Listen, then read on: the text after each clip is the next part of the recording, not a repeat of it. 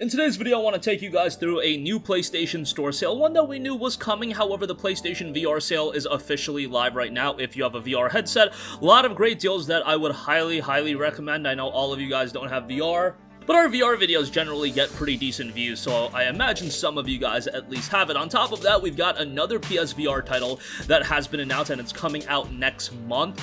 So yeah, they're really putting the steam on the game releases this fall. Stuff is just gonna get announced and then come out very quickly after. I mean, Nintendo just had that Zelda announcement and that came out of freaking nowhere, so I would expect stuff like that pretty regularly right now. And also, Assassin's Creed Valhalla's release date has actually been moved up to accommodate the release of the Xbox Series S and X, so we'll talk that in just a little bit. But first of all, the PlayStation VR sale is alive right now, and with it comes a lot of great deals. Marvel's Iron Man VR is 25% off for $30. Super Hot VR, probably one of the highlights of the sale, 60% off for $9.99. Walking Dead Saints and Sinners is down to $30. This is one of the best VR titles, Walking Dead, that is. It's just really well executed, and I think it accentuates everything that's great about VR. You don't have to be a gigantic Walking Dead fan or anything like that, although me watching the recent seasons have definitely made me more appreciative of a game like that. You've also got the Tourist Edition of that game on sale for $37.49. Tetris Effect, which can be played with or without VR, is down to $19.99. Definitely would give that a shot. Astrobot Rescue Mission, arguably considered the best VR game. I would say it is considered the best VR game by many.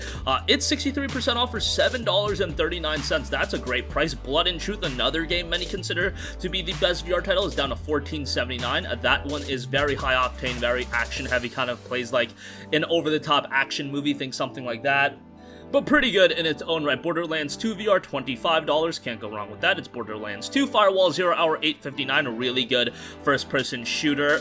I believe the multiplayer community is still relatively active, and they've done a good job of keeping that game updated. I haven't played it in recent times, however, when it came out, I was on that like so much. It has seen a lot of comparisons to Rainbow Six Siege, so think of something like that. Farpoint is on sale. That was one of the early VR games. It might have even been a launch title. I remember this being one of the first VR titles I played. Not great, but definitely a suitable game. I think it came out at $50, and that was a little bit pricey, but at $10, I think it's a pretty good buy.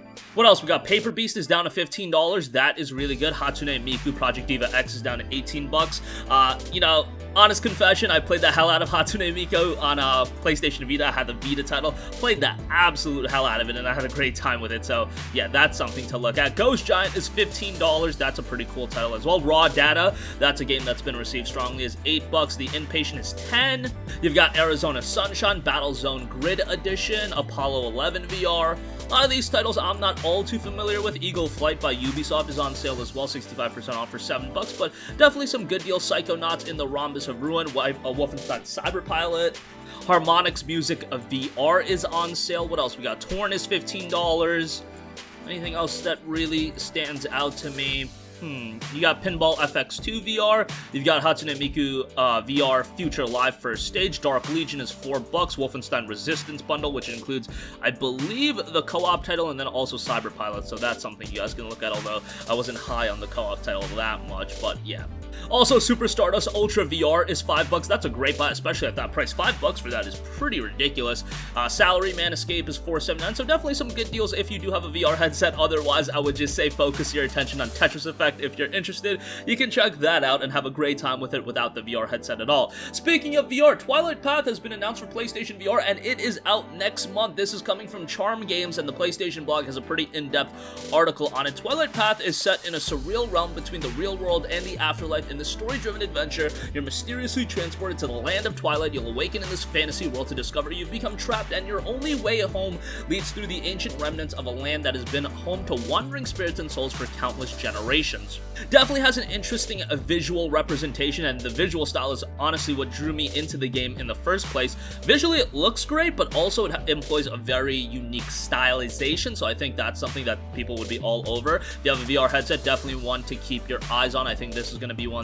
that ends up surprising a lot of people, and it will be out next month. Kind of crazy in the times we live in where you can say a game is out next month, but I don't believe we actually got a definitive date, so that's kind of crazy. It's just goes to show how crazy the pandemic era is. Nevertheless, that'll be out next month. I'll definitely give that a mention as we get closer to its release. And lastly, I do want to know, to accommodate the release of the Xbox Series S and X, which, by the way, November 10th confirmed, $399, or I should say $299 and then $300 I'm getting the prices all confused. $299 and then $499, okay? $300 and $500. Not too hard to get right. Series S is $300, Series X is $500. Okay, Assassin's Creed Valhalla, to accommodate that release date, will be coming on November 10th instead of November 17th, so it's pushed. Its release date has actually been pushed up a week. That'll be for Series X, Series S, Xbox One, PlayStation 4, Stadia, and PC. Obviously, PlayStation 5, we're still uncertain about when that's going to be releasing. Rumors had it at November 13th or 17th. But I would imagine that AC Valhalla would be a launch title for that, and if you get it on PlayStation 4, you will get a free upgrade. So that's cool that they are accommodating the Series S and X launch title to get AC Valhalla on launch day. Honestly, the launch of the next Xbox is not looking that great. You got Gears Tactics, you got AC Valhalla, but legit, that's what you're playing on the next-gen console. I'm sorry. That might be a contender for the worst launch lineup I've ever seen in my life. You've got a multi-plat title and a game that's been out on PC for quite a while. A really good game at that, don't get me wrong. But it's a re-release. Contrast that to the Xbox One. As much flack as Xbox One got, it had a decent launch lineup where you had Forza Motorsport 5, I believe was the title. You had Rise Son of Rome, which I know wasn't great, but it was a big budget title. And then you also had Dead Rising 3. So that was 3 notable titles. This time around, you know, a multi-plat game, Gears Tactics, not that great. Halo Infinite getting pushed back really did a number on that. It's still, the jury's out on Sony. We know Spider-Man Miles Morales, at least that's a standalone new experience.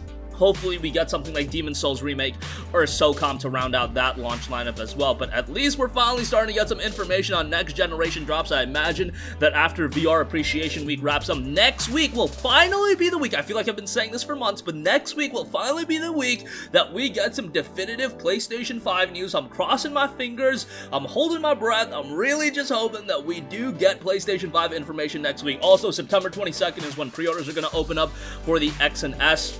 Typically don't talk about Xbox all that much, but I do feel like it's relevant as we head into the next generation, and a lot of people thought we were playing this game of mouse and chase, and people were not, or I should say the publishers themselves, and Sony and Microsoft, were not going to announce the price point of their consoles until the competitor announced it. Well, now Microsoft's information is out of the gate. Sony, it's your move. Let's see what you got. Is it going to be $500? Is it going to be $600? What's the price of the digital edition? We'll find all of that out, hopefully, relatively soon. And that's going to conclude this video. Again, the PSVR sale is live right now. Twilight Path comes to PSVR next month, and Assassin's Creed Valhalla will be coming on November 10th. The release date has been moved up. That's going to conclude this video. Sound off with all of your thoughts in the comments section down below. Thank you for watching, and goodbye. Hey guys, we hope you enjoyed the video, and if you did, make sure to hit the subscribe button, and if you're already subscribed, do us a favor and hit the bell icon. This way you'll be notified whenever we post a new video. That's the best way to keep up with all of our uploads, and we usually try to upload 2 videos a day. And with the bell icon hit, you'll be notified whenever we do upload a video. As always, thanks for watching.